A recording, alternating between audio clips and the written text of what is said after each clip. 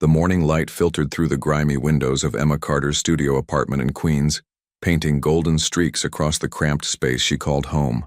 At 28 years old, Emma had grown accustomed to waking up before her alarm, a survival instinct developed over years of juggling multiple responsibilities and never quite having enough time or money to feel secure. She sat up in bed, her brown hair falling messily around her shoulders, and reached for her phone on the makeshift nightstand, a stack of culinary textbooks she'd purchased secondhand 3 years ago, when she still believed she might afford culinary school. The screen showed 5:47 a.m., 13 minutes before her alarm. She sighed, a small smile crossing her tired but kind face. Another day, she whispered to herself, a mantra she'd adopted after her mother passed 2 years ago, leaving Emma truly alone in the world.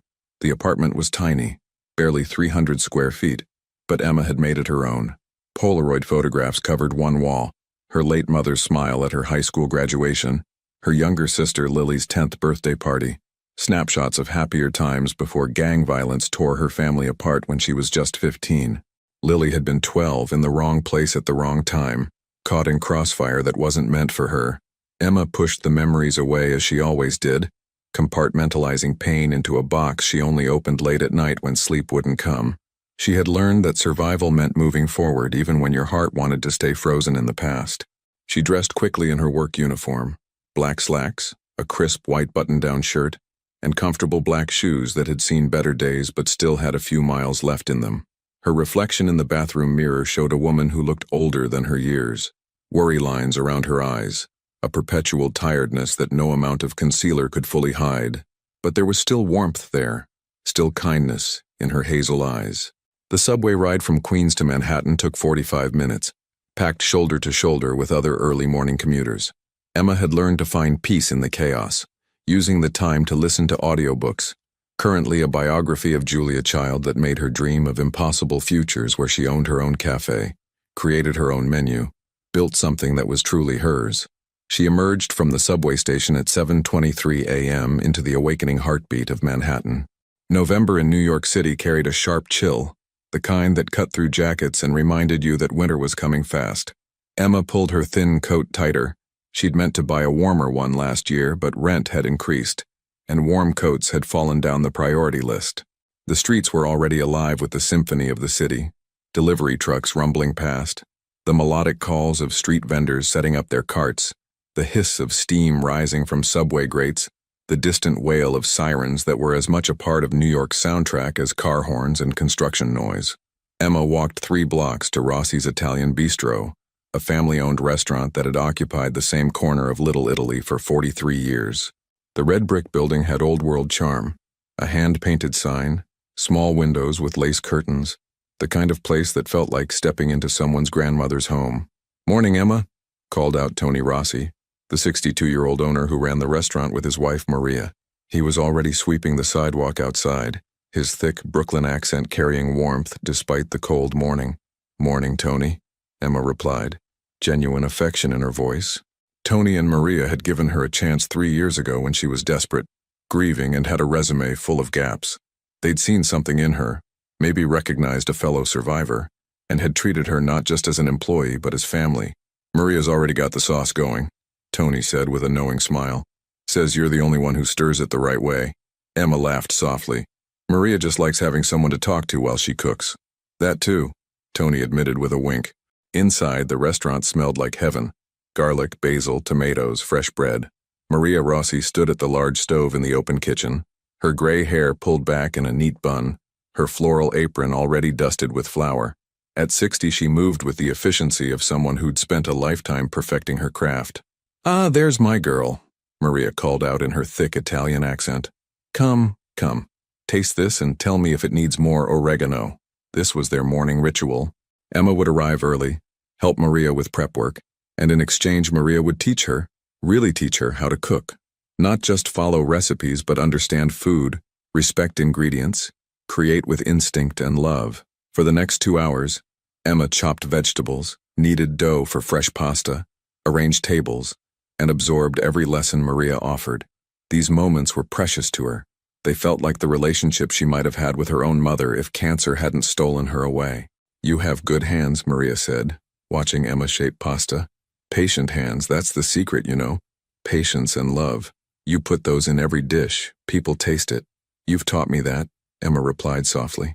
Maria paused, studying Emma with the knowing eyes of someone who'd seen hardship and recognized it in others. You still saving for that cafe of yours? Emma's hands stilled for just a moment. Trying to, but you know, rent went up again. And my student loans, she trailed off, not wanting to burden Maria with complaints. Life has a funny way of working out, Maria said gently.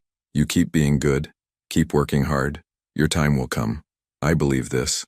Emma wanted to believe it too, but at 28, with $17,000 in student debt from a college degree she'd never finished, $342 in her savings account, and rent that consumed most of her paycheck, belief was hard to maintain. The restaurant opened at 11 a.m. By 11:15, the lunch rush had begun. Rossi's was popular with locals and tourists alike, the kind of authentic spot that food bloggers love to discover and regulars protected fiercely. Emma moved through the dining room with practiced grace, balancing plates, remembering orders, offering recommendations, making small talk. She was good at this, really good. She had the rare gift of making people feel seen, heard, valued. Regular customers requested her section specifically.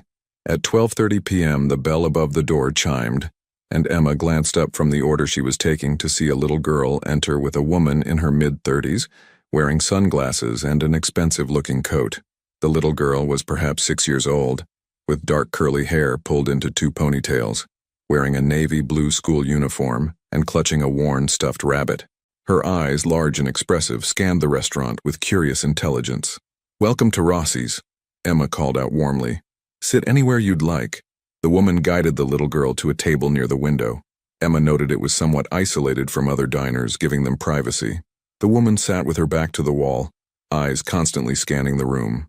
Emma recognized the behavior, hypervigilance. She'd seen it in herself after Lily died, that constant awareness of exits and threats. Emma approached their table with menus and a warm smile directed at the little girl. "Hi there, what's your friend's name?" she asked, gesturing to the stuffed rabbit. The little girl looked up at Emma with those big eyes and smiled shyly. "His name is Mr. Hops. He's very old. My mommy gave him to me." "Mr. Hops is a very distinguished gentleman," Emma said seriously, making the girl giggle. "I can tell he has excellent taste. Now, do you and Mr. Hops know what you'd like for lunch? Can I have spaghetti with butter?" the girl asked hopefully. "And hot chocolate?"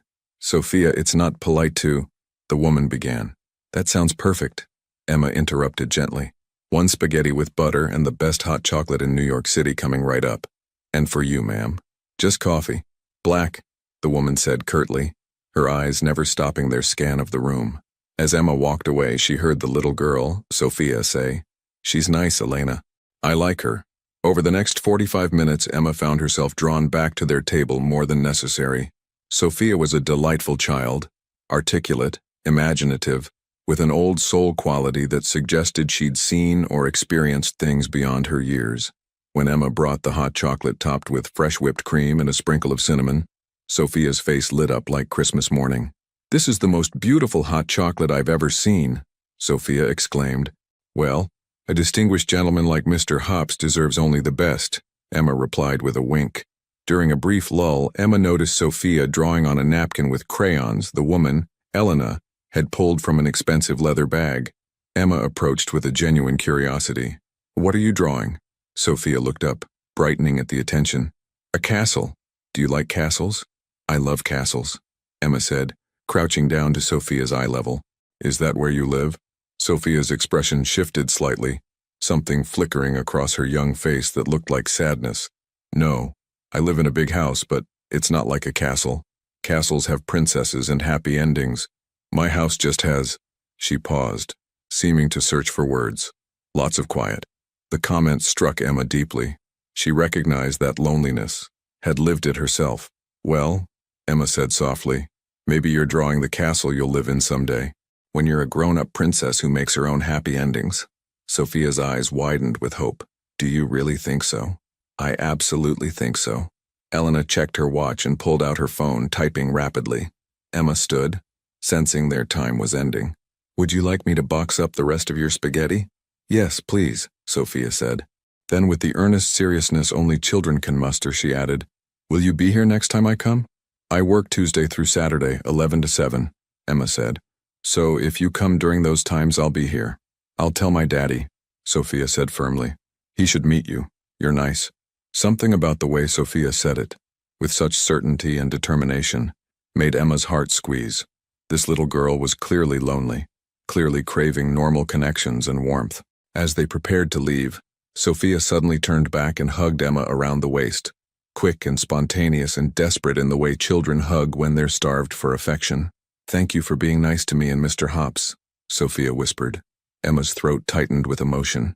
"Any time, sweetheart. You come back and see me soon, okay?" Elena placed a $100 bill on the table, far more than their modest meal cost, and guided Sophia toward the door. Emma watched them go, a strange feeling settling in her chest. Something about that interaction felt significant, though she couldn't explain why. The lunch rush continued. Emma pushed the encounter to the back of her mind as she served other tables, cleared plates, refilled drinks, laughed at regulars' jokes, and navigated the controlled chaos that was Rossi's during peak hours. At 1:45 p.m., the bell chimed again. Emma glanced up automatically, expecting another hungry customer. Instead, 3 men entered. Something about them immediately set off alarm bells in Emma's instincts. The way they moved, the way their eyes scanned the room with calculated precision, the bulges barely concealed under their jackets.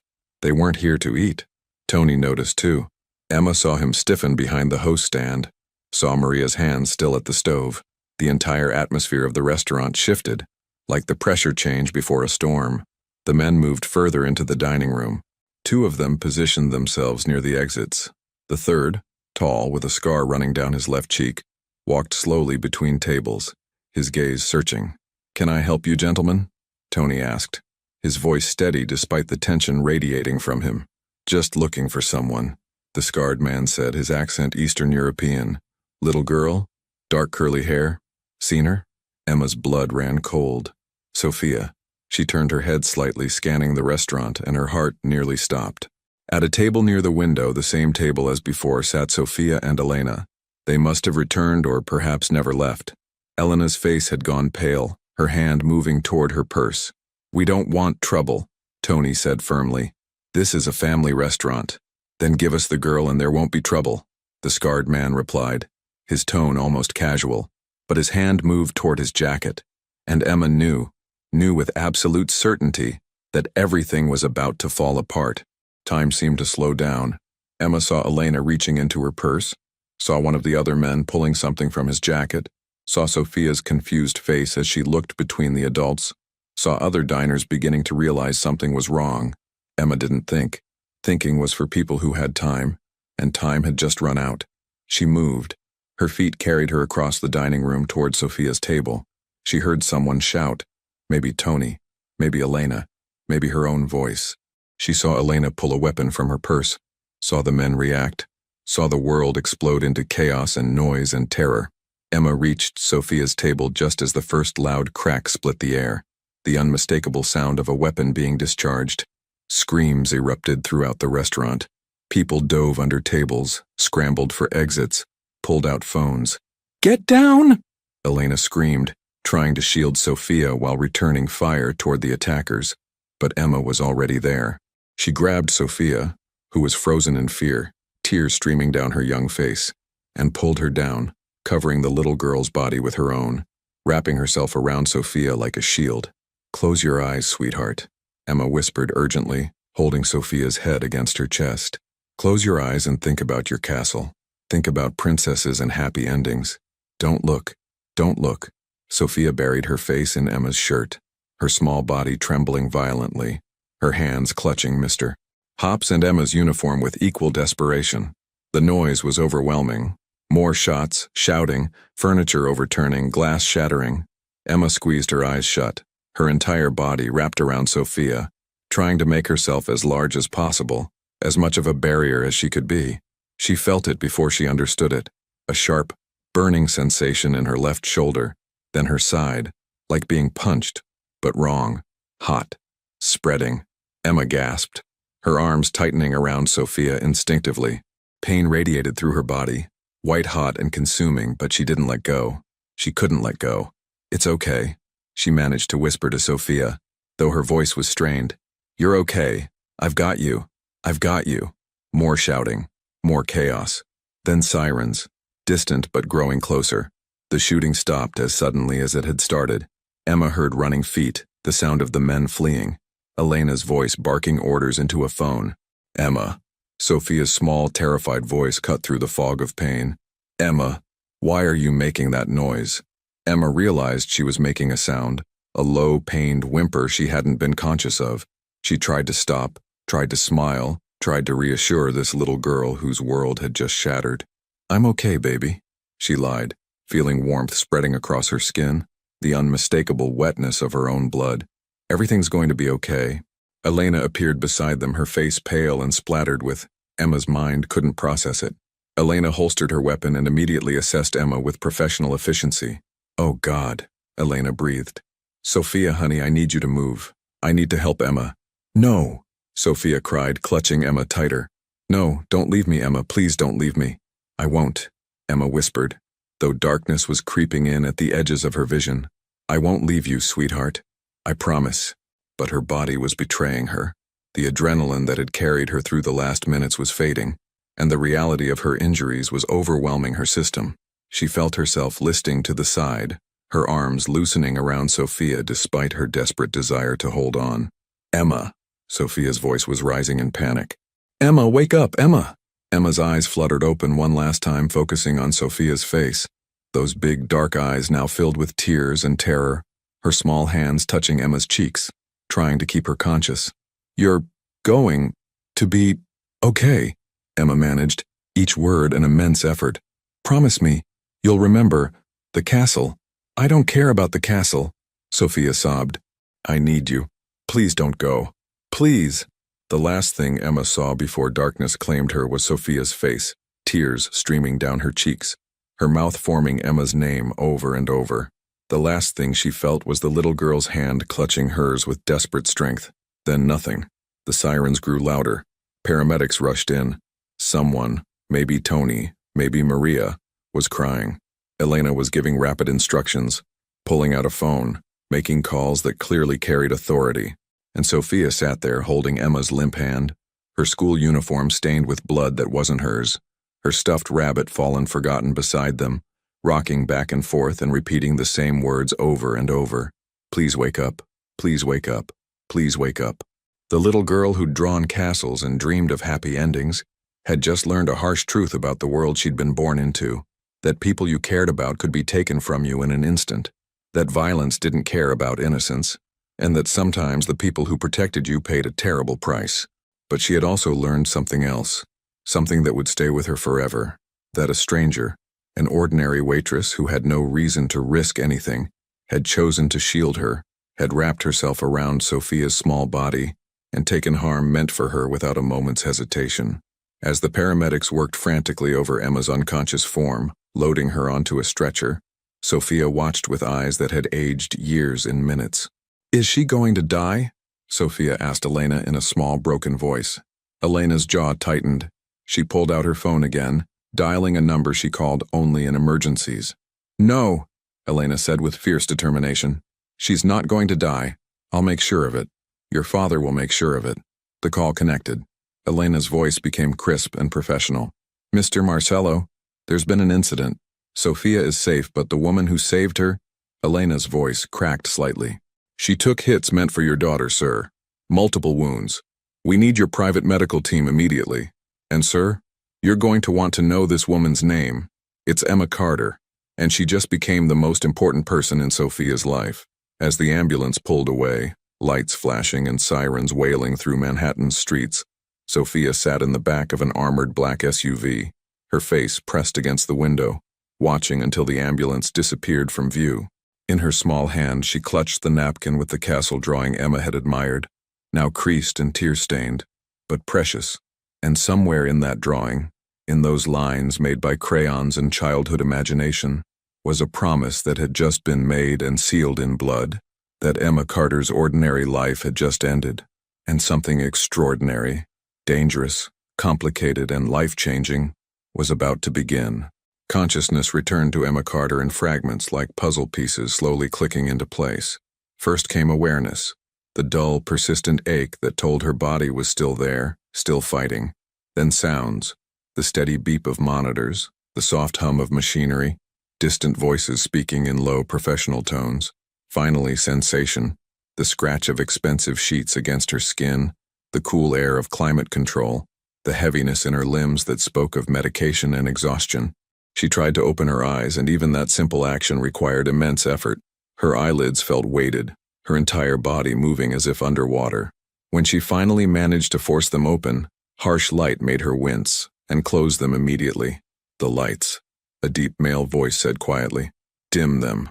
Emma heard movement, and when she tried again, the brightness had softened to something tolerable. She blinked slowly, her vision swimming before gradually focusing. This was not a hospital room, or rather it was, but unlike any hospital Emma had ever seen. The space was enormous, easily 3 times the size of a standard hospital room. The walls were painted in warm cream tones. Real artwork hung in frames, not prints but original paintings. A leather sofa sat against one wall. Floor-to-ceiling windows offered a stunning view of Manhattan's skyline, the late afternoon sun painting the buildings in shades of gold and amber. A private room. An extremely expensive private room. Emma's heart rate picked up, and immediately the monitors beside her bed reflected the change with faster beeping. She tried to sit up, and pain lanced through her shoulder and side, forcing a gasp from her lips. Don't move, the male voice said, closer now. You have stitches, multiple wounds. The doctor said you need to stay still. Emma turned her head, slowly, carefully, toward the voice. A man stood beside the window, silhouetted against the fading daylight. He was tall, easily over 6 feet, with broad shoulders filling out an impeccably tailored charcoal suit. As he moved away from the window and into better light, Emma got her first clear look at him. He appeared to be in his early 40s, with dark hair touched with gray at the temples, strong features that might have been handsome if they weren't so severe, and eyes, deep brown, almost black, that seemed to see everything. There was something coiled about him, like a predator at rest but ready to spring into action at any moment. Power radiated from him, the kind that came not from wealth alone but from control, from knowing that with a single word, he could change lives. Who are you? Emma managed, her voice raspy from disuse and medication. Where am I?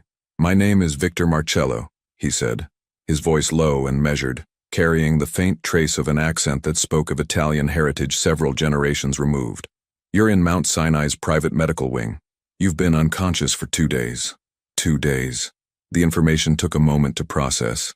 Emma's mind felt foggy, struggling to grasp the timeline. Sophia, Emma said suddenly, memories flooding back. The restaurant, the men, the shooting, the little girl in her arms. Is she? She's safe, Victor interrupted, and something in his expression softened fractionally. Thanks to you. My daughter is safe because you put yourself between her and armed men without hesitation. Daughter. The word clicked into place, and suddenly so many things made sense. Elena's hypervigilance, the expensive clothes, the $100 tip, the attack itself, the men who came into the restaurant, Emma said slowly, her mind working through the implications. They were there for her specifically. They called her by name. Victor's expression hardened, his jaw tightening. They were associates of a rival organization. They intended to take Sophia, to use her as leverage against me. What they didn't anticipate was that a 28-year-old waitress would have more courage than men twice her size. There was something in his tone, not quite admiration, but recognition. Respect, perhaps. Grudging, but genuine. I didn't think, Emma admitted. I just moved. Most people freeze, Victor said. Or they run. Self-preservation is a powerful instinct. You overrode every natural response to protect a child you'd met once for less than an hour. He paused, studying her with those intense dark eyes. Why? Emma considered the question. Why had she done it? In that moment she hadn't had time to analyze or rationalize. But now, lying in this expensive hospital bed, she could trace the threads back to their source. Because no child should pay for the choices adults make, she said finally. Because I know what it's like to lose someone to violence that wasn't meant for them. Because, she trailed off, surprised to find tears burning in her eyes. Because she looked at me like I mattered. like I was someone worth knowing, and I couldn't let anything happen to her. Victor was silent for a long moment, his expression unreadable. Then he moved to the chair beside her bed and sat down, a gesture that somehow made him seem more human, less like a figure from a different world. "Tell me about your injuries," Emma said, needing to change the subject, to understand what had happened to her body. "You were struck twice," Victor said, his voice clinical but not cold. "Once in the left shoulder, once in your left side, just below the ribs. The shoulder wound was clean, through and through, missing major arteries. The side wound was more serious. It required surgery to remove fragments and repair damage. You lost significant blood. The doctor said if the ambulance had arrived even 5 minutes later." He didn't finish the sentence. He didn't need to. Emma absorbed this information, her hand moving instinctively to her side, feeling the bandages beneath the hospital gown. She'd come within 5 minutes of dying. The reality of it was overwhelming. "The doctors here are the best in the country," Victor continued. "Your medical care, your recovery, everything, it's all been taken care of. You won't see a single bill. Consider it handled." "I can't accept that," Emma said automatically, even as her practical mind calculated what this level of care must cost. Tens of thousands, easily. Maybe more. "I don't even have insurance that would cover this kind of facility." "You don't have a choice," Victor said, and there was steel beneath the words. Not a threat, but a statement of fact. "You saved my daughter's life. There is no sum of money, no gesture, that could adequately repay that debt. But I can at least ensure that your sacrifice doesn't destroy you financially." "It wasn't a sacrifice," Emma protested. "I didn't do it expecting payment. I did it because it was right." "I know," Victor said, and this time there was definitely something like admiration in his voice, "which is precisely why you deserve to be compensated. You acted with pure intention. That's rare." Before Emma could respond, the door to her room opened and a nurse entered, professional, efficient, checking the monitors and Emma's vitals with practiced ease. Behind the nurse, hovering in the doorway, was a small figure Emma recognized immediately. "Sophia," Emma breathed. The little girl stood there in a lavender dress, her dark curly hair held back with a matching headband, clutching Mr. Hops against her chest. But it was her eyes that broke Emma's heart. Those big, expressive eyes now shadowed with fear and trauma, rimmed with dark circles that spoke of nightmares and sleepless nights. "Is she awake?" Sophia asked in a small voice, addressing her father but staring at Emma with desperate hope. "Is she really awake? Elena said she might wake up today, but I was scared she wouldn't. I was scared." "She's awake, Principessa," Victor said gently, using an endearment that transformed his severe features into something almost tender. "Emma is awake and she's going to be fine." Sophia didn't wait for permission. She rushed into the room, stopping just short of the bed, her hands clutching Mr. Hops so tightly her knuckles were white. "You came back," Sophia whispered, tears streaming down her face. "You came back. I thought you left me like Mommy did. I thought you were gone forever." Emma's heart shattered. She reached out her right hand, her good arm, toward Sophia. "Come here, sweetheart, carefully, okay? I'm a little sore, but I really need a hug." Sophia climbed onto the chair beside the bed, and with Victor's steadying hands carefully leaned against Emma, her small body shaking with sobs. Emma wrapped her arm around the little girl, stroking her hair, making soft, soothing sounds she remembered her own mother making. "I'm right here," Emma murmured. "I promised you I wouldn't leave, remember? And I keep my promises." "But there was so much blood," Sophia hiccuped against Emma's shoulder. "And you weren't moving. And I was so scared. I've never been so scared." "I know, baby. I know. But I'm okay now. See? I'm right here talking to you. And you know what? You were so brave. You did exactly what I told you to do. You closed your eyes and thought about your castle." "I don't care about the castle anymore," Sophia said fiercely, pulling back to look at Emma with intensity beyond her years. "I only care that you're okay. Daddy said you're a hero. He said you saved my life." Emma glanced at Victor, who was watching the interaction with an expression she couldn't quite read. Something complex, layered with emotion he clearly wasn't accustomed to showing. "Your daddy's right that you're safe," Emma said gently. "And that's all that matters to me." The nurse finished her checks and left quietly. Elena appeared in the doorway. Emma recognized her immediately and gave Victor a meaningful look. "Sophia, darling," Victor said softly. "Emma needs to rest. We should let her." "Can I stay?" Sophia asked, looking between her father and Emma with pleading eyes. "Please?" Just for a little while. I'll be quiet, I promise. Emma saw Victor's internal struggle, the desire to give his daughter anything she wanted warring with what he clearly believed was right. Before he could respond, Emma spoke up.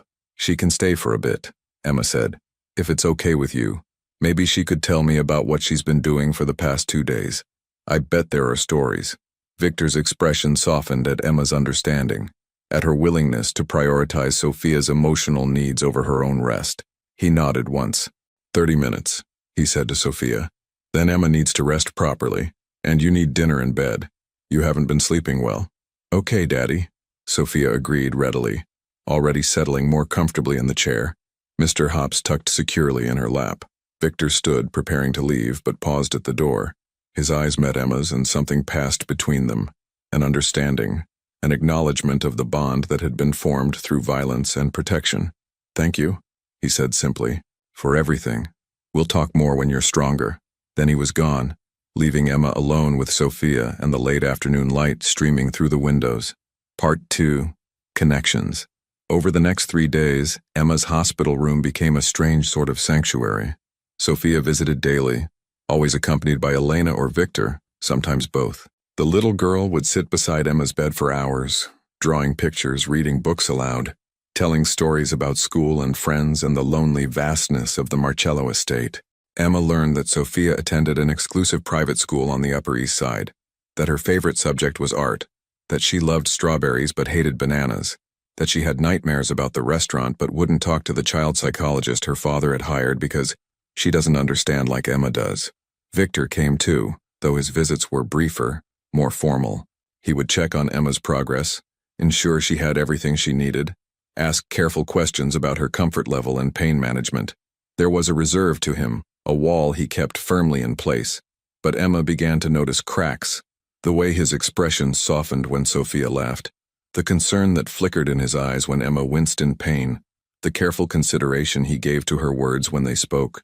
On the 4th day, when Emma was finally cleared to sit up properly and the fog of pain medication had lifted enough for real conversation, Victor arrived alone.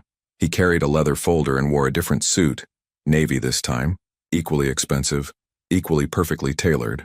How are you feeling? He asked, taking his usual seat in the chair beside her bed. Better, Emma said honestly. Sore, but better. The doctors say I can probably be discharged in a few days if I continue to heal well. Discharged to where? Victor asked, his tone neutral but his eyes sharp.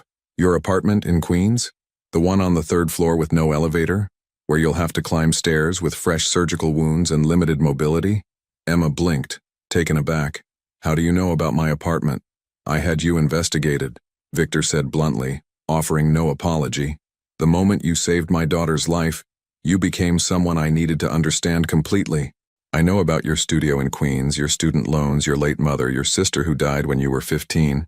I know you worked at Rossi's for 3 years, that Tony and Maria Rossi consider you family, that you're saving money to open your own cafe someday. I know you're paycheck to paycheck, that you've been turned down for business loans 4 times, that you donate to 3 charities despite barely being able to afford it. He paused. Should I continue? Emma felt violation and understanding war within her. The invasion of privacy was stunning, but she also recognized the logic. A man in Victor's position couldn't afford to leave anything to chance. That's very thorough, she said carefully. I'm a thorough person, Victor replied. I don't take chances, especially not with Sophia's safety. When a stranger throws herself into danger for my daughter, I need to understand motivation, background, potential threats. And what did you conclude? Emma asked, meeting his gaze directly. Am I a threat? Victor's expression shifted, something that might have been respect flickering across his features. No, you're exactly what you appear to be. A good person trying to survive in an expensive city, carrying grief you've never properly processed, working hard and dreaming of a future that's always just out of reach. He leaned forward slightly. Which brings me to why I'm here. I want to make you an offer. Emma's stomach tightened with apprehension. What kind of offer? Victor opened the leather folder, revealing documents Emma couldn't read from her position. Your current living situation is unacceptable for someone recovering from serious injuries.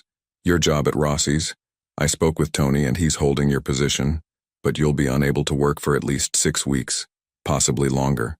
During that time, you'll have no income. and your rent won't pay itself. Tony's holding my job? Emma asked, latching onto the one piece of good news. He is. Though he also mentioned that you've been working there without health insurance, which is why this hospital stay would have bankrupted you if I hadn't intervened. Victor's tone was matter-of-fact, not judgmental. Your financial situation is precarious even in the best circumstances. These are not the best circumstances. Emma hated that he was right. She'd been so focused on just surviving that she'd never built any safety net, any cushion for disasters, and this definitely qualified as a disaster. What's your offer? She asked, keeping her voice steady. Move into the guest house on my estate, Victor said. It's a 2-bedroom cottage fully furnished with its own kitchen and living space. You'll recover there under the supervision of my private medical staff. Your job will be simple. Spend time with Sophia. Be her companion, her friend. Help her process what happened. Be the stable, normal presence she desperately needs. Emma stared at him, trying to process the implications. You want to pay me to be your daughter's friend? I want to ensure my daughter's emotional well-being while simultaneously ensuring the woman who saved her life doesn't end up homeless, Victor corrected. Sophia has been having nightmares, refusing to talk to professionals, barely eating.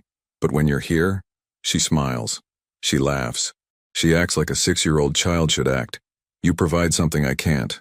Normalcy, warmth, genuine connection. And what would you pay for this companionship?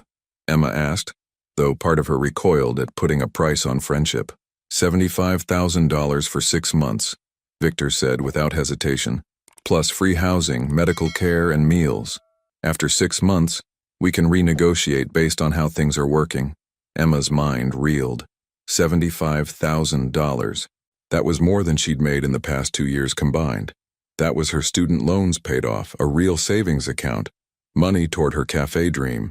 That was also accepting money from a man whose organization was clearly not legitimate business, a man whose daughter was targeted for abduction, a man who operated in a world of violence and crime. I need time to think about this, Emma said. Of course, Victor replied, standing. Take all the time you need. But Emma, he paused at the door, his expression serious. I'm not a good man. I won't pretend to be. I've done things that would horrify you, made choices that keep priests awake at night praying for my soul. But I love my daughter more than life itself, and I protect what's mine with everything I have. If you accept this offer, you'll be under my protection. Nothing and no one will harm you. You have my word. After he left, Emma sat in the expensive hospital bed staring at the Manhattan skyline and tried to figure out what the hell she was supposed to do. Part 3, Ghosts and Decisions. That night, Emma dreamed of Lily, her younger sister, 12 years old forever, wearing the purple jacket she'd loved, her braces catching light as she smiled. They were at the park near their childhood home in Brooklyn, and Lily was on the swings, pumping her legs, trying to go higher. Push me, Emma, Lily called, her voice full of joy. Emma pushed and Lily went higher, higher, until she was nearly parallel with the top bar. Be careful, Emma called. You're going too high. I'm flying, Lily laughed. Then the scene shifted, as dreams do. They were no longer in the park, but on a street Emma recognized with nauseating clarity, the corner of Bedford and Sterling, where her sister had died 13 years ago, where Lily had been walking home from a friend's house, had been in the wrong place when rival groups opened fire on each other, had taken a stray round that no one had meant for her. Emma, Lily said, and now she was lying on the pavement, and Emma was 15 again, holding her sister, screaming for help that came too late. Emma, don't let them hurt anyone else. Don't let other kids die like me. Emma woke with tears on her face and Lily's name on her lips. The hospital room was dark except for the glow of monitors, quiet except for her own ragged breathing. She pressed her good hand against her chest, trying to calm her racing heart. Lily had died because of the violence that came with criminal organizations, with gang warfare, with men who valued territory and pride over human life. And now Emma was being asked to essentially join a criminal's household, to become part of that world, to accept money that probably came from activities she'd rather not think about. But then she thought of Sophia, 6 years old, traumatized, having nightmares, losing her mother 3 years ago to violence and now nearly losing Emma the same way. Sophia, who just wanted to draw castles and drink hot chocolate and be treated like she mattered. Emma had failed to save Lily, but she had saved Sophia, and if she walked away now, If she left that little girl to process her trauma alone, surrounded by bodyguards and therapists but no one who truly understood, wasn't that its own kind of betrayal? Over the next 2 days, Emma wrestled with the decision. Tony and Maria visited, bringing flowers and concern. Tony told her not to worry about the job, that she was family, and her position would be there whenever she was ready. Maria hugged her carefully and whispered, "You follow your heart, Kara. It knows the right path." Elena visited too, surprising Emma with her directness. "I know what you're thinking," Elena said, standing by the window where Victor usually stood. "You're wondering if accepting Victor's offer makes you complicit in his world. If taking his money makes you dirty somehow." "Does it?" Emma asked. Elena considered the question seriously. "I've worked for the Marcello family for 8 years. I've seen things I wish I could unsee. But I've also seen Victor walk away from lucrative deals because children were being exploited. I've seen him fund schools in poor neighborhoods, protect small business owners from predatory practices, ensure that families under his influence have health care and support." She turned to face Emma. "Is he a criminal?" "Yes, but he's also a father who loves his daughter desperately, and right now that little girl needs you. So you decide what matters more, moral purity or actually helping a traumatized child." On the 6th day, Sophia visited without her father, just Elena accompanying her. The little girl climbed into her usual spot and pulled out a new drawing. "I made this for you," Sophia said shyly, "for when you go home." Emma took the drawing carefully. It showed 2 figures, one taller, one smaller, standing in front of a house. Behind them was a rainbow. Above them, written in a child's careful handwriting, were the words, "Emma and Sophia, best friends forever." "It's beautiful," Emma said, her throat tight with emotion. "Do you like rainbows?" Sophia asked. "I do. They mean good things are coming after the storm. Daddy told me that once when Mommy died and I was sad. He said even after bad storms, rainbows come." Emma looked at this child, this sweet, brave, lonely child, and felt her remaining resistance crumble. She thought about Lily, about 12-year-old dreams cut short, about the sister she couldn't save. She thought about Sophia's nightmares, about her desperate hug in the restaurant, about the way she'd begged Emma not to leave her. Sometimes the right choice wasn't the morally perfect choice. Sometimes it was just the choice that helped someone who needed you. "Sophia," Emma said gently, "how would you feel if I came to stay at your house for a while, just until I'm all better?" "Your daddy asked if I might want to do that." Sophia's eyes went wide with hope. "Really? You'd really come stay with us?" "If you want me to." "I want you to," Sophia exclaimed, bouncing slightly in excitement before remembering to be careful. "I want you to so much. We have a pretty cottage you could stay in and I could show you my room and we could draw together and—" She paused, suddenly uncertain. "Would you really want to, even though my house is different?" "Different how?" Emma asked gently. Sophia bit her lip, choosing her words carefully. "There are lots of security cameras, and men with weapons who watch everything. And sometimes people come to talk to Daddy and everyone has to be very quiet. And, she trailed off, looking down at Mr. Hops. "And sometimes it feels more like a fortress than a home," Emma offered softly. Sophia nodded. "I heard Elena say that once. She said our house is beautiful but feels like a fortress." "Is that bad?" "It's not bad," Emma said. "It just means your daddy works very hard to keep you safe. And honestly, Sophia, after what happened at the restaurant, I think having security around sounds pretty good." "So you'll come?" Sophia asked hopefully. Emma took a deep breath, feeling like she was standing at the edge of a cliff about to jump. "Yes, sweetheart. I'll come." Part 4. The New Reality. 3 days later, Emma was discharged from the hospital.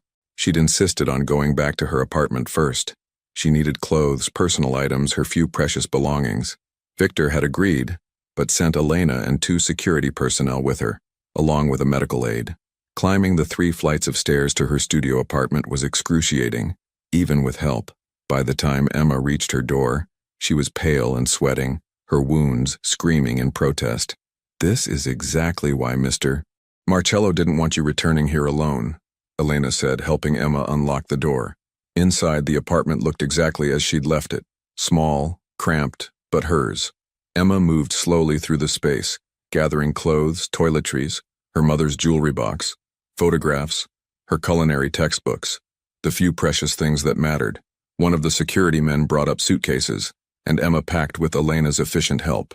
Looking around at the tiny space that had been her home for 3 years, Emma felt a surprising pang of loss. This apartment represented her independence, her determination to survive on her own terms. Leaving it felt like abandoning some essential part of herself. "You can come back any time," Elena said quietly, reading Emma's expression. "This isn't permanent unless you want it to be. You're accepting a job offer, not selling your soul." "Feels a bit like both," Emma admitted. Elena smiled slightly, the first real smile Emma had seen from her. "Yeah, it does, but you'll figure out the balance, or you won't, and you'll leave. You're not a prisoner, Emma. You're a guest who happens to be employed." The drive to the Marcello estate took 45 minutes, heading north into Westchester County. Emma watched the city give way to suburbs, then to increasingly affluent areas with large properties hidden behind gates and walls. When they finally turned onto a private drive, Emma understood what Sophia had meant by fortress. The estate sprawled across what must have been at least 10 acres, surrounded by a stone wall that was both beautiful and clearly designed for security. The main house was a stunning example of colonial architecture: white columns, black shutters, pristine grounds that looked professionally landscaped. But it was the cottage that took Emma's breath away. Set about 100 yards from the main house, connected by a stone pathway through manicured gardens, the guest house looked like something from a fairy tale. 2 stories, white clapboard with slate blue shutters, a front porch with hanging baskets of late-season flowers and windows that promised light and space. "This is where I'm staying?" Emma asked, stunned. "This is your space for the duration of your employment," Elena confirmed. "Mr. Marcello wanted you to have privacy and comfort during your recovery." Inside, the cottage was even more beautiful. The first floor held an open-concept living room and kitchen, all decorated in soft, neutral tones with comfortable furniture and modern appliances. Upstairs were 2 bedrooms and a full bathroom. Someone had already stocked the kitchen with groceries, placed fresh flowers on the coffee table, and left a welcome basket filled with essentials. On the kitchen counter sat a handwritten note in a child's careful script. "Welcome home, Emma. Love, Sophia and Mr. Hops." Emma felt tears spring to her eyes. This little girl, this sweet, lonely child, had called this place Emma's home. "Take the rest of the day to settle in," Elena said. "Sophia knows you're here and she's very excited, but Victor wants you to rest first. Dinner will be brought over at 6 if you're feeling up to it, or you can request something different. There's a phone system." She showed Emma the discreet intercom panel by the door. "That connects you to the main house, security, and medical staff. Don't hesitate to use it if you need anything." After Elena left, Emma stood in the beautiful cottage, surrounded by comfort she'd never experienced in her adult life, and wondered what exactly she'd agreed to. She thought about her tiny studio in Queens, about Rossi's restaurant, about her simple, predictable life that had been shattered 2 weeks ago by 3 men and a courageous impulse. She unpacked slowly, placing her mother's jewelry box on the dresser, her photographs on the nightstand, her culinary books on the built-in shelves in the living room, making the space hers, claiming it as her temporary home. As the sun set and the late November cold set in, Emma made herself tea in the beautiful kitchen and sat on the porch, wrapped in a blanket, watching lights come on in the main house. She could see figures moving past windows. Sophia's room, she guessed, seeing a smaller shadow. Her room was on the 2nd floor, corner position, probably with a view of the gardens and the cottage. Emma wondered if Sophia was looking out right now, knowing Emma was here, feeling safer because of it. The thought made Emma's decision feel right despite all her doubts. She had just finished her tea when she heard footsteps on the path. Victor emerged from the darkness, wearing dark slacks and a sweater instead of his usual suit, somehow more intimidating in casual clothes because they made him look more real, more human. "May I?" he asked, gesturing to the porch steps. "It's your property," Emma pointed out. "It's your home," he countered. "I don't enter uninvited." Emma nodded and Victor sat on the steps, not close but not distant either. They sat in comfortable silence for a moment, the evening sounds of the estate surrounding them, wind in trees, distant sounds of staff finishing their duties, the hum of security systems doing their invisible work. "Sophia is thrilled you're here," Victor said finally. "She's been watching the window since we got the call that you'd left the hospital. I had to physically stop her from running down here the moment your car arrived. I'm glad I can make her happy," Emma said honestly. "She's a special kid, Victor." "She is." His voice carried layers of emotion, pride, love, fear. She's the only pure thing in my life, the only truly good thing I've ever been part of creating. He paused. Her mother, my wife, Isabella, she kept Sophia innocent, protected from my world. When Isabella died, I thought I could continue that protection alone. But I'm not equipped for what Sophia needs.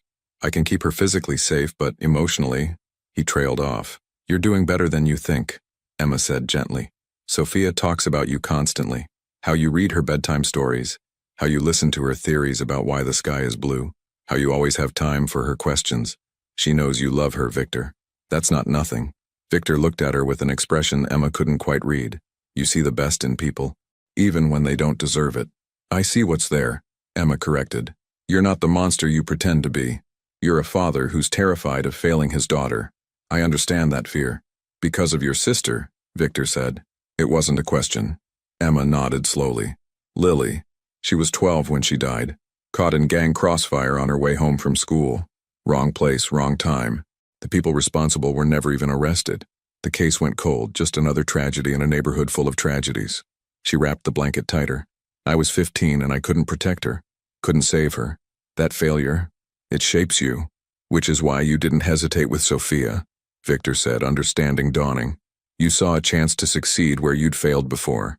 Maybe, Emma admitted, or maybe I just saw a kid who needed protection and reacted. I don't know if my motives were that complex in the moment. Victor stood preparing to leave, but he paused, looking back at Emma. Whatever your motives, you saved my daughter's life. There's a debt there that can never be fully repaid. But I want you to know, you're not just an employee, Emma. You're under my protection now. My enemies are your enemies. My resources are your resources. And I keep my people safe. I'm not your people, Emma said softly. I'm just someone trying to help Sophia heal. You became my people the moment you threw yourself between my daughter and armed men, Victor replied. Welcome to the family, Emma Carter, for better or worse. He walked back toward the main house, leaving Emma alone with the implications of what she'd just agreed to. As she watched him go, she noticed something she hadn't seen before. In one of the cottage's upstairs windows reflecting the interior light, she could see the edge of a photograph frame on the dresser where she'd unpacked. Curious, Emma went back inside and climbed the stairs carefully. The photograph was one she'd brought from her apartment, a picture of her mother and Lily, taken the summer before Lily died. They were at Coney Island laughing, cotton candy in hand, joy captured in a perfect moment before tragedy struck. But as Emma lifted the frame to straighten it, something caught her eye. Behind her family photo, someone had placed another photograph, one that had been in the dresser drawer, probably left by a previous occupant. Emma pulled it out, and her breath caught. The photograph showed a woman, beautiful with dark hair and Sophia's eyes, standing in what looked like this very cottage's living room. She was laughing at something off camera, her expression full of life and warmth. But it wasn't the woman herself that made Emma's hands tremble. It was what she was wearing, a necklace distinctive and unmistakable that Emma had seen before, in newspaper articles, in police reports, in the investigation files she'd obsessed over as a teenager, trying to understand her sister's death. The necklace had belonged to a witness in a gang-related investigation, a woman who'd mysteriously disappeared before she could testify, her disappearance leading to a case collapse that had ripple effects through Brooklyn's criminal networks. A witness whose disappearance was linked in buried reports Emma had found during late-night internet searches to the same incident that had led to the violence that killed her sister. Emma stared at the photograph of Isabella Marcello and felt her entire understanding of the situation shift. Sophia's mother hadn't just died in an accident, and her death was somehow connected, however distantly or directly, to the violence that had taken Lily. The coincidence was too strange, too specific, too impossible to be random. Emma sat down on the bed, clutching both photographs, and realized that accepting Victor's offer might not have been about starting something new. It might have been about finishing something old, something unresolved that connected her past to Sophia's present in ways she couldn't yet understand, but knew, with sudden certainty, she needed to unravel. In the main house, lights glowed warm in the windows. Sophia was probably getting ready for bed, maybe looking out at the cottage, feeling safe because Emma was close. And Victor was there too, a man with secrets, with blood on his hands, with a daughter he loved more than life, and a dead wife whose photograph suggested connections Emma had never imagined. Emma carefully placed both photographs side by side on the dresser, her family's joy before tragedy, Victor's wife's happiness before death. Two women, two families, connected by invisible threads of violence and consequence. What did you know, Isabella? Emma whispered to the photograph. And why does it matter now? The photograph, of course, offered no answers. But Emma knew, with the certainty that came from years of unanswered questions about her sister's death, that she would find them. She'd come to this estate to help Sophia heal. But maybe, just maybe, she'd also come to finally understand the truth about the violence that had shaped her own life. The path forward was unclear, potentially dangerous, definitely complicated, but Emma had never been one to walk away from hard truths. And this truth, whatever it was, had been waiting 13 years to be discovered. The first week at the Marcello estate passed in a strange rhythm of normalcy and underlying tension. Emma woke each morning in the beautiful cottage, her wounds healing slowly but steadily under the care of Dr. Reeves, Victor's private physician who visited every other day. Sophia became Emma's constant companion. Each afternoon, after the little girl returned from school, she would race down the stone pathway to the cottage, her backpack bouncing, Elena following at a more measured pace. They would sit at the kitchen table, Sophia doing homework while Emma prepared simple snacks, talking about everything and nothing. "Miss Peterson says I'm the best artist in class," Sophia announced one afternoon, her pencil moving across her math worksheet. "But I told her it's because Emma teaches me to see things differently." Emma smiled, slicing apple wedges. "You are already talented, sweetheart. I just showed you some techniques.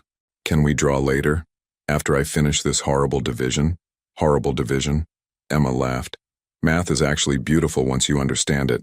Here, let me show you a trick my mom taught me."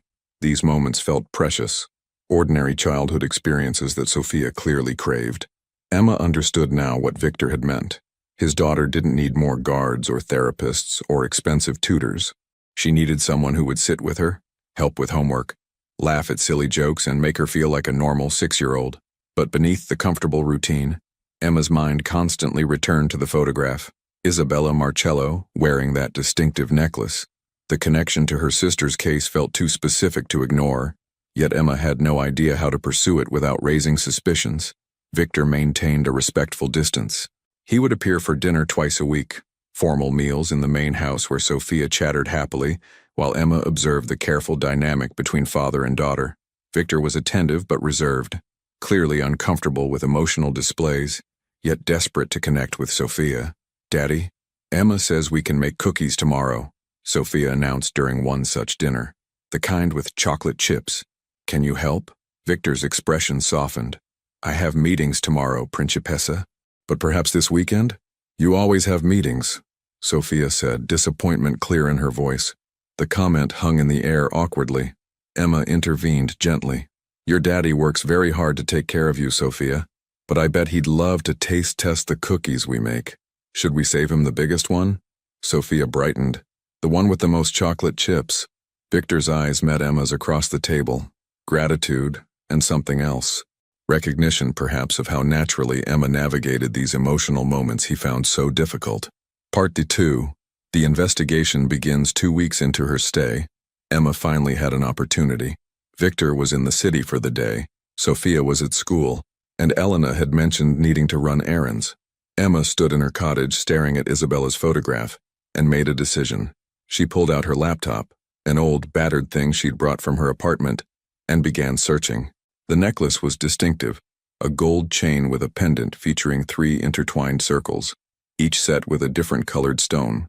It had been mentioned specifically in witness reports from 13 years ago. The witness, a woman named Maria Santos, had been scheduled to testify about gang activities in Brooklyn. She'd witnessed a confrontation that led to increased violence, including the incident that killed Lily.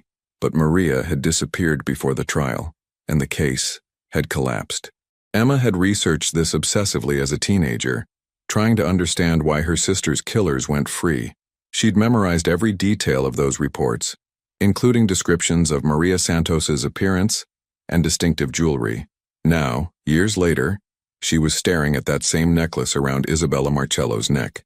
Emma's hands trembled as she typed, searching for connections between Maria Santos and Isabella Marcello.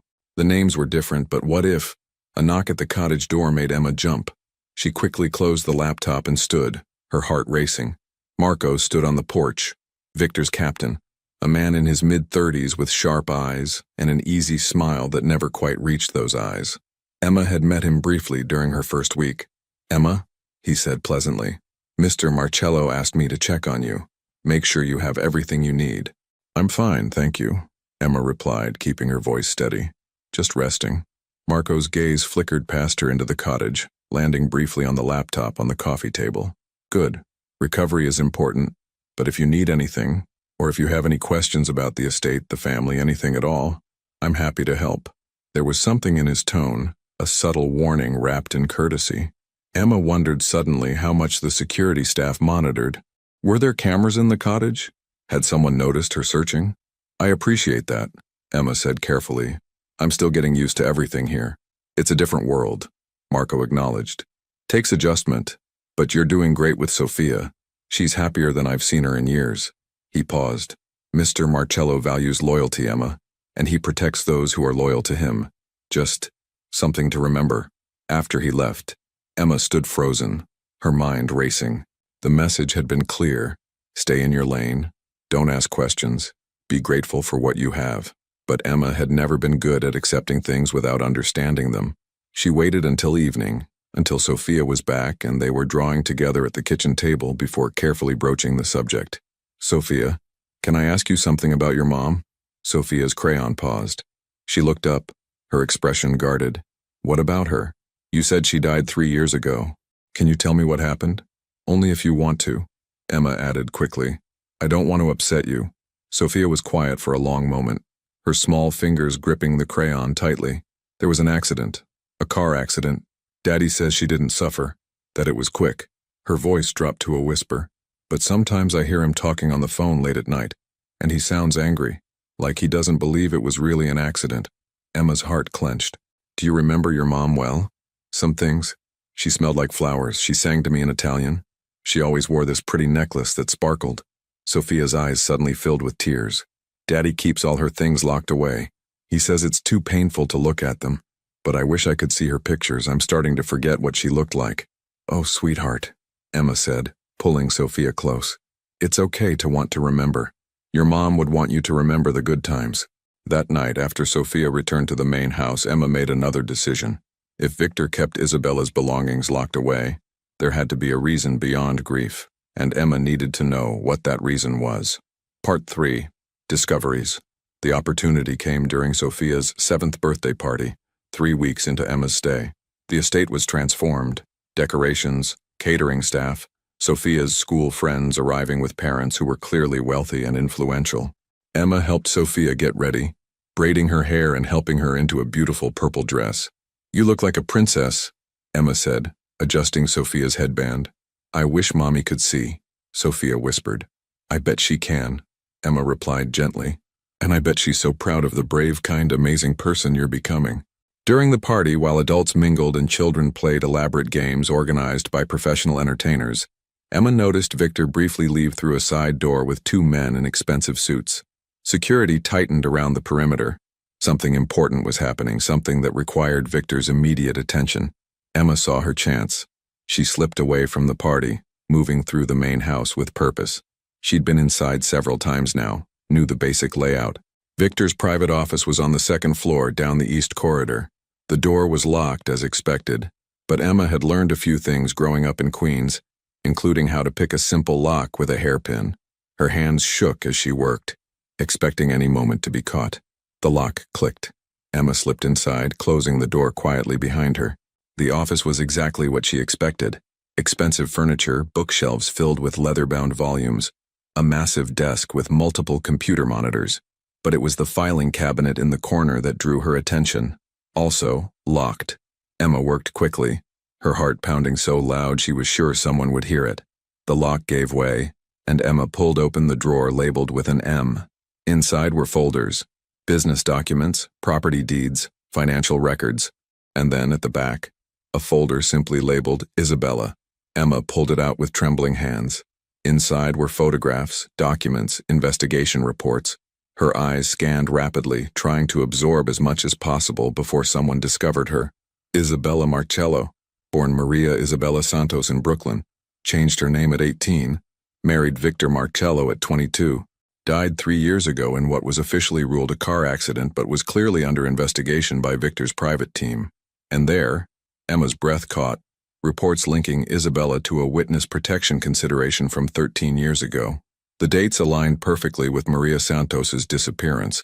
Isabella hadn't disappeared. She'd married into the Marcello family, changed her identity, started a new life, but someone had found her, and her death wasn't an accident, it was a hit, one that Victor had been investigating for 3 years. Emma photographed several pages with her phone, working frantically. She found a list of names, people Victor suspected, people connected to the original gang violence in Brooklyn.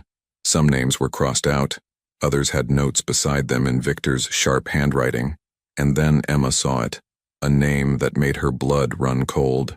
Raymond Castellano, the same family that had attacked the restaurant, the same organization responsible for the violence that killed Lily. The Castellanos had killed both Isabella and Lily. Different incidents, different reasons, but the same perpetrators. Victor had been hunting them for 3 years, getting closer, eliminating their allies one by one. The revenge wasn't just about Isabella, it was about everyone they'd hurt. Emma was so focused on the documents that she didn't hear the door open until Victor's voice cut through the silence. "Looking for something?" Emma spun around, her face going pale. Victor stood in the doorway, his expression unreadable but his eyes sharp with anger and something else. Betrayal. "I can explain," Emma started, her voice shaking. "You broke into my private office. You're going through confidential files. You've violated my trust and my hospitality." Victor's voice was cold, controlled, but Emma could see the fury beneath. "So please, Emma, explain why I shouldn't have Marco escort you off my property immediately." Emma straightened, meeting his gaze directly despite her fear. "Because your wife and my sister were killed by the same people. Because I've spent 13 years wondering why the people responsible for Lily's death went free. Because Isabella, Maria, was the witness whose disappearance collapsed the case." Her voice cracked. "Because I think you've been looking for the same answers I have. And maybe we can help each other." Victor stared at her for a long moment, emotions warring across his usually controlled features. Finally, he stepped into the office and closed the door behind him. "Tell me everything you know," he said quietly, "and then I'll decide if you live long enough to regret this." Victor studied Emma for a long moment before speaking. "Maria, Isabella, witnessed a confrontation between my associates and the Castellanos 13 years ago. She testified, went into protection, and eventually found her way to me. We fell in love. She thought she was safe." His voice hardened. "She wasn't. They found her 3 years ago, made it look like an accident. The same people killed my sister," Emma said quietly. "Lily was 12. Wrong place, wrong time." "I know," Victor admitted. "I've been investigating everyone connected to that day. Your sister's name came up. When you saved Sophia, I had you researched and realized the connection." He paused. "I've spent 3 years dismantling the Castellano organization piece by piece. They're desperate now.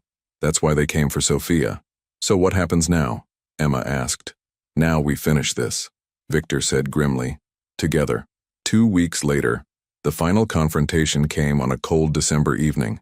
Intelligence indicated the remaining Castellano leadership would make one last attempt on Sophia. Victor used it, setting a trap with Sophia safely hidden and Emma as his unexpected partner. When the attack came at the estate, Emma stayed with Sophia in the secure room while Victor's team engaged the threat outside. Sophia clutched Emma's hand, scared, but trusting. "You won't let them hurt Daddy?" Sophia whispered. "Your daddy is very strong," Emma assured her, "and he's fighting to keep you safe. Both of us are." The confrontation was brief, but decisive. The Castellano leaders were apprehended, evidence secured. Years of crimes, including both Isabella's and Lily's deaths, would finally see justice. Emma stood in her new cafe, Lily's kitchen, watching Sophia help arrange pastries in the display case. Victor had invested as a silent partner, but the success was Emma's own. Sophia spent weekends with Emma, their bond stronger than ever. Victor visited often, and slowly, carefully, something was growing between him and Emma. Not rushed, but real. "Emma?" Sophia called. "Can we make Mommy's recipe today? The one Daddy taught us?" "Absolutely." Emma smiled, watching Victor enter with his rare, genuine smile. They'd both lost people they loved to violence, but from that tragedy they'd built something new, a family chosen through courage, trust, and the determination to protect what mattered most. Sophia laughed as flour dusted her nose. and Emma realized that sometimes the greatest stories weren't about revenge or justice. They were about healing, together.